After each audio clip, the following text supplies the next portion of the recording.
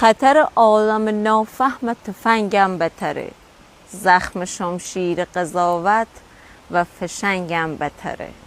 مرم بحر گلو نرمی بلگش به خدا، من او سینه دلیه که و سنگم بتره.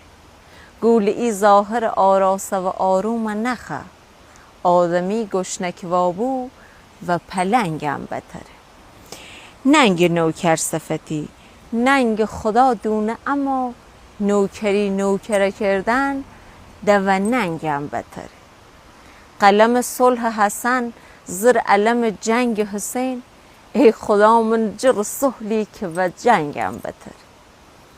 شعر باید بتر خونه و سر در بکنه، شعر باید بتر خونه و سر در بکنه. شعر بیمایه و معنی و جفنگم بتره.